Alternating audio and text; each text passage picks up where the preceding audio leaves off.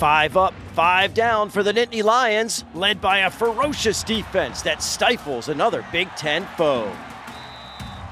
Just guys doing their job and trusting within the defense and trusting each other on the field. So that was really it, just trusting each other and doing our job. The job this week is to self-scout. No opponent, no let-up, as Penn State prepares for a much tougher road ahead. It's not an off week, it's a bye week. We got to use this week to get better.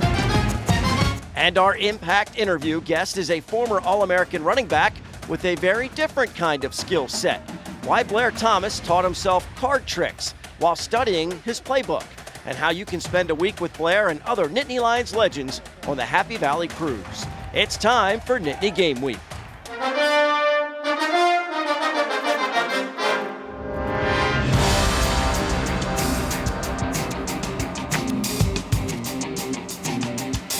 Well, hello, everyone, and welcome to Nittany Game Week. I'm Todd Sadowski alongside our high-priced talent, former Nittany Lions assistant coaches and football masterminds, Jay Paterno and Tom Bradley. 1, 2, 3. Clean sweep of the Big Ten West for Penn State, with 2 of them on the road, guys, including their latest victory at Northwestern. Started a little slow, got their legs underneath them, got some turnovers, got some plays, and blew it open in the second half. For sure. Look at the game. No missed tackles. No big plays. Didn't look like they had a lot of missed assignments. Yeah, and you had mentioned it. You're going to have to bring your own energy to Northwestern. So you mentioned the slow start. Not exactly a big surprise. The defense gives the offense time to turn off the snooze button. A very smart and successful pattern emerges for the Nittany Lions. And another season, another perfect September to discuss on our opening drive.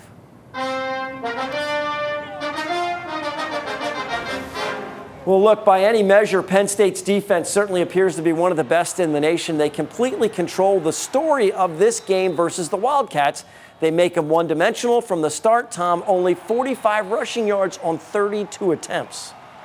For the rest of the season, that's the way it has to be played. This defense is going to have to take charge and set everything up for the offense. No question about it. And they really create a lot of point opportunities for Penn State. If you look at the last 3 games, 61 of the 102 points that have been scored have been set up by turnovers or fourth down stops, 9 scoring drives of 45 yards or less. Every level of the defense is clicking, and we talked to one of the linebackers after the game.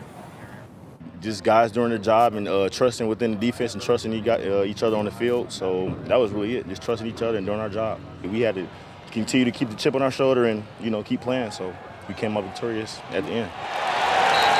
Now, Kobe King looks really good out there, along with the rest of the guys. Less than 1.5 yards per carry, 175 total yards for the Wildcats. The Nittany Lions wipe out their Big Ten West opponents, 102-23. Really settled into a routine of the defense dominates, the offense is careful with the football. They're not going to lose the games, and more games are lost than won, and Penn State's playing that way very successfully. And look for one phase of the game that has to get going soon, the kicking game. Yeah, special teams is going to play big in this second half of the schedule, and we like how the offense, Jay, is avoiding those turnovers, right, and that complementary part of it. But we started with the defense controlling the narrative, and then the offense following suit, right? We don't want to get that defense in trouble because they're so effective. Well, we're going to talk about that in the scouting report. We're going to break that down specifically as to how they're doing that and getting it done in the pass game without putting the defense in a bad spot. Yeah, double play is a pitcher's best friend, right? In baseball, how about an offense that chews up the clock, Tom, and doesn't get you guys in trouble? That is the defense best friend when the offense can run the ball. When the opponent knows you're going to run the ball and still be able to do it. Execution-wise, we've done some really good things, and we're very close to a lot of other things too as well. Like a couple missed throws for me would be first downs, keeping us on schedules, more explosive plays. So I think we're very close, and we're closer than a lot of people really think we are.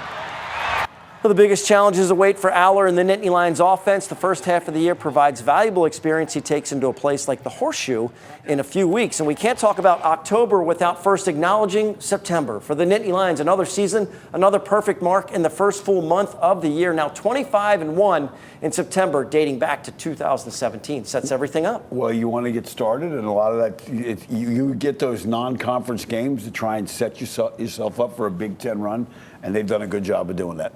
And the beautiful thing is they've stayed on schedule. Not a lot of injuries so far to get themselves ready for October. Yeah, no tripping up when it comes to that September. We've mentioned that's happened in the past. That makes it hard when you're trying to climb up the rankings. When you don't have any losses, man, that makes things really easier for the pollsters to give you a high ranking. Once again, Penn State finds himself ranked in the top 10 at the end of September. The wins may not have appeared perfect, but the Nittany Lions record is unblemished.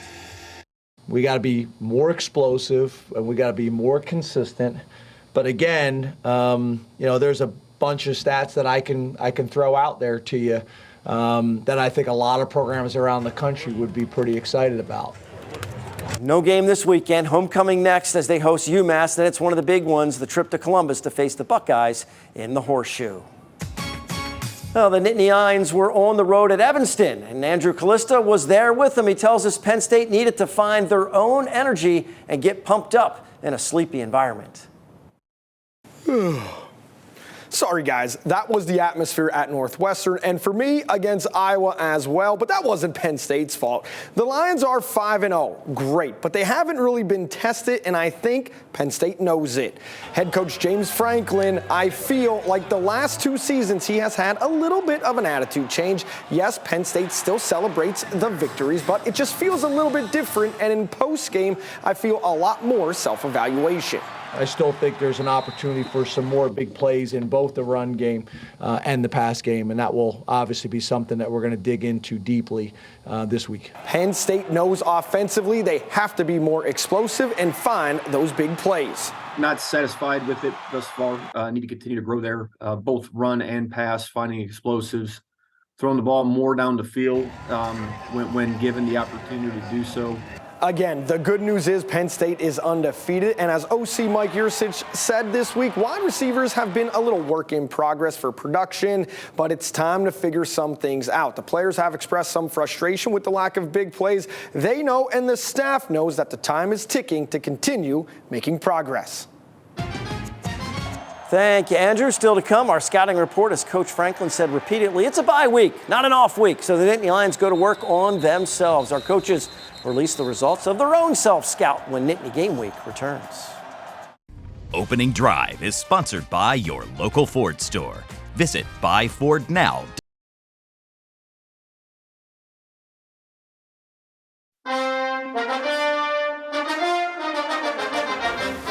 Welcome back to Nittany Game Week. Thanks to the schedule, looking ahead past their next opponent is a luxury Penn State can afford. UMass at home is next up, not before PSU takes advantage of a weekend without a game. For the coaching staff and players, that doesn't mean sit around on your couch and consume everyone else playing. The Buckeyes are just ahead in a few weeks in the Horseshoe. Well, during an off week, you want to catch up on some things, get some self-scout done, but we also want to take a fan question in this segment because we're doing Nittany Game Week overtime at NittanyGameWeek.com. But here is one that we're hearing from everybody. Why are the Ohio State and Michigan games both going to be at noon? Why can't these games be at night? And let's talk about why that is. The Nooners this year have delivered the last couple of years since Fox made a move to put these games at noon. You look at a lot of big ratings in those games. You look at 2022, same thing with big results.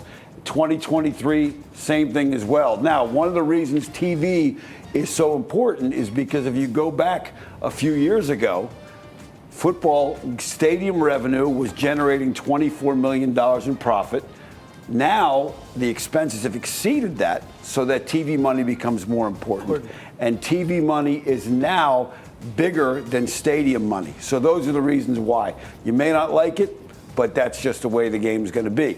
Now, talking about the way the game is going to be, another question we've gotten about is the offense. Let's take a look at the offensive by the numbers.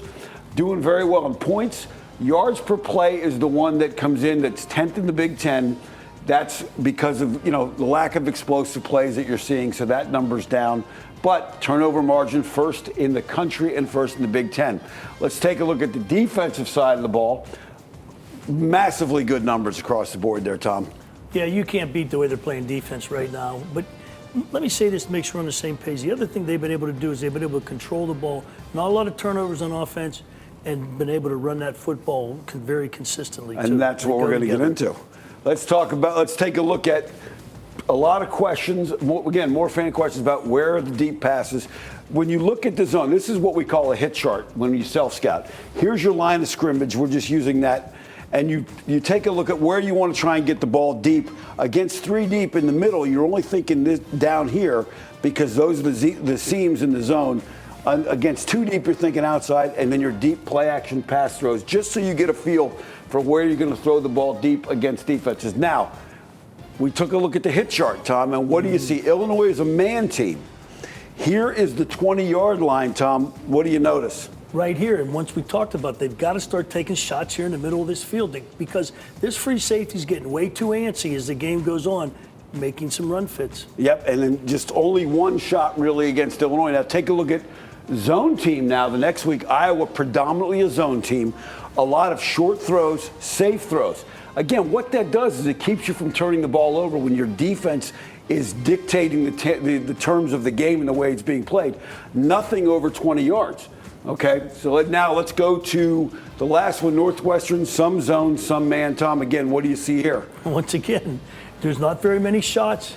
Nothing again in the middle of the field. Yeah, and a lot of things on the outside to make sure. Good, safe throws that keep you from, again, you're playing a game where you're trying not to lose because your defense is doing such a great job, and teams are playing you that way. Now, when you take a look at add all 3 games together, you can really see where that chart is right now. And again, the green ones are completions, red ones are incompletions, but that you get a feel for how they're distributing the ball. Now, what does that mean for you in the run game?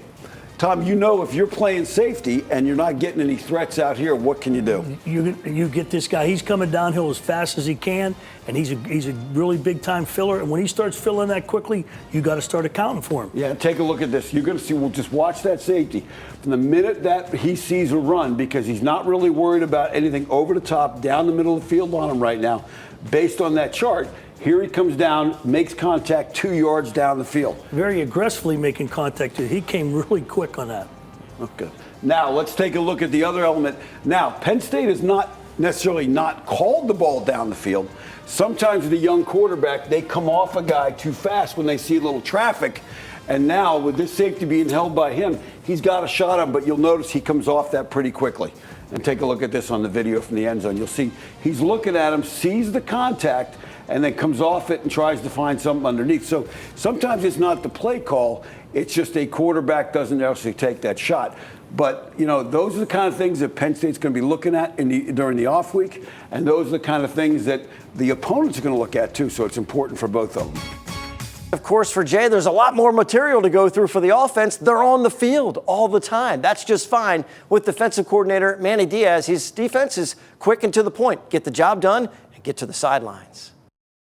And ideally, that just keeps us fresher for the second half of the season, you know, which and we've got some guys who have played, you know, under 75% fewer snaps than they played this time last year. So there's a real added benefit to that. Penn State, #1 in the country in time of possession, which means nobody's defense gets more rest than the Nittany Lions. Still to come, we go cruising with former running back and magician Blair Thomas. He tells us how you can spend a week at sea with Nittany Lions legends to benefit Special Olympics and why he taught himself card tricks when studying his playbook. More Nittany Game Week after this. And don't forget to show us your pride by submitting your Nittany Game Week Pride picks on our website. Could be at the tailgate or rooting on the blue and white from home. Kids, pets, we want to see them cheering on the Nittany Lions. Send us your pride picks at NittanyGameWeek.com. Impact Interview is sponsored by the Pocono Mountains, where small-town charm meets big adventures. Book your trip today by visiting PoconoMountains.com.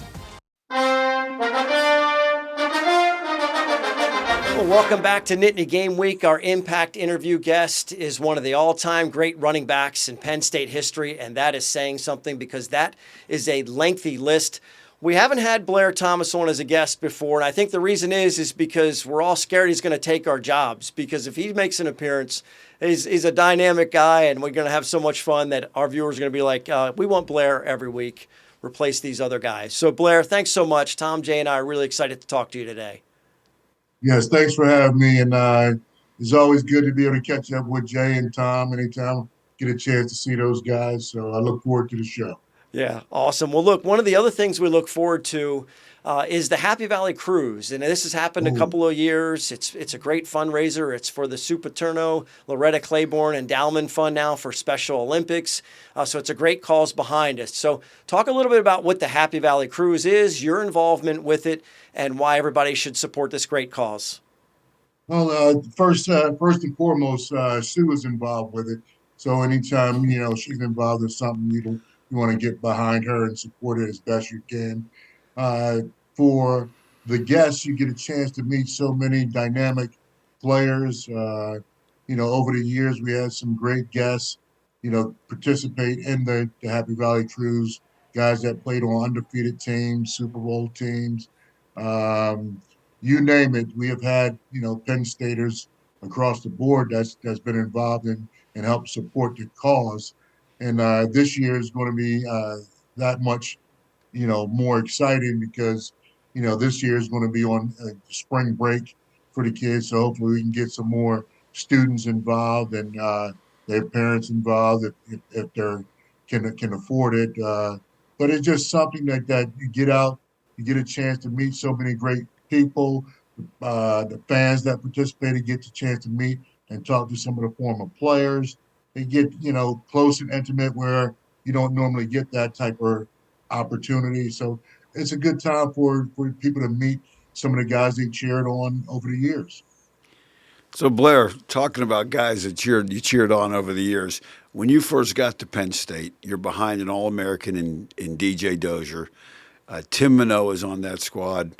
Steve Smith is on that squad. And then in the next couple of years, Gary Brown, Leroy Thompson, Richie Anderson, Sam Gash. You're talking 8 NFL running backs in that span of your career. How much did the intensity of that competition really drive you and everybody in that room?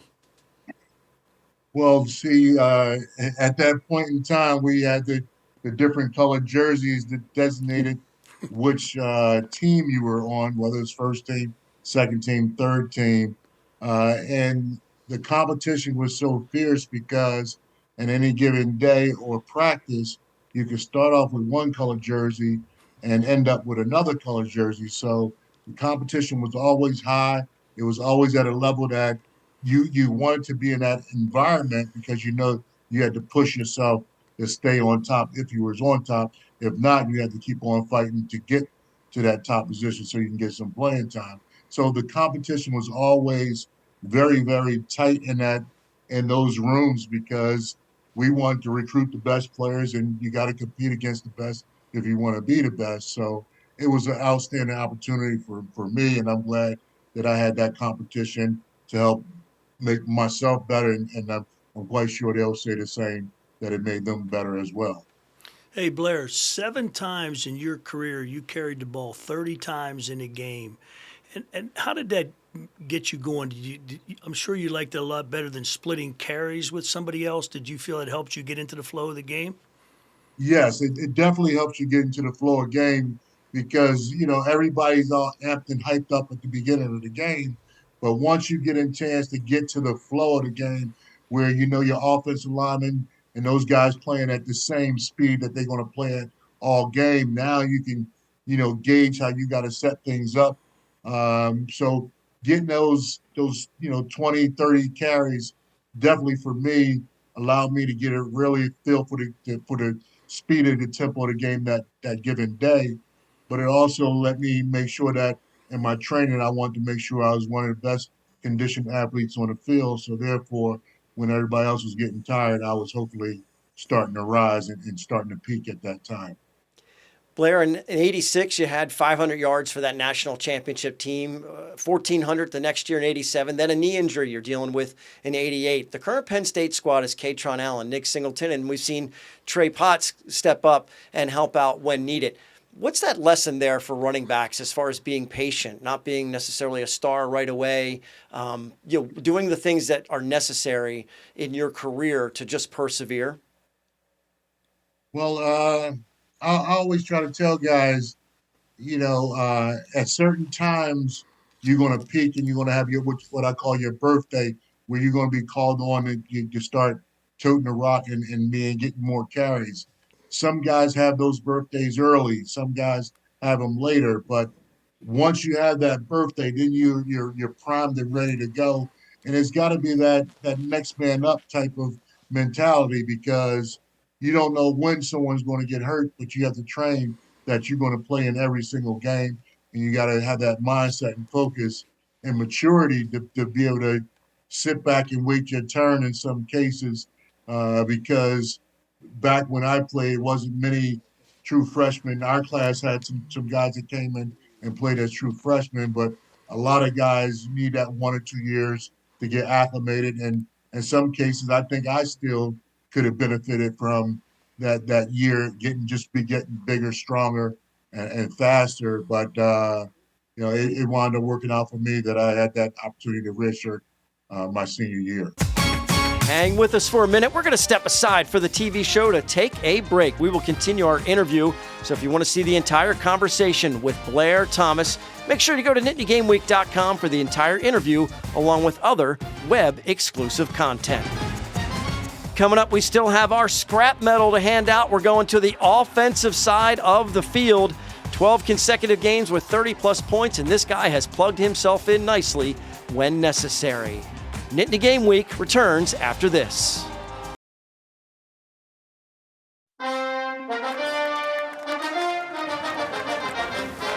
Here we go. Scrap medal time, Tom, and the winner is Trey Potts from Williamsport High School, 2 TDs, and the longest run by a running back from scrimmage this year. They really needed him to step up, Jay. Yes, and he has even thrown one this year, too. Yeah, he's done it in all kinds of ways. Tom's kind of guy, always delivers when necessary. Well, are you craving a Penn State connection without a game this weekend? Make sure you check out our depth chart. We're bringing Nittany Lions together at NittanyGameWeek.com, connecting businesses that support the show with our viewers. Our goal, build a home team that keeps our hometowns strong. 30 minutes isn't enough to show and tell you everything we want to share. Go into overtime with us at NittanyGameWeek.com for a weekly bonus segment that goes into more details about the past games and future opponents. We'll even answer your fan questions that you can submit at the website.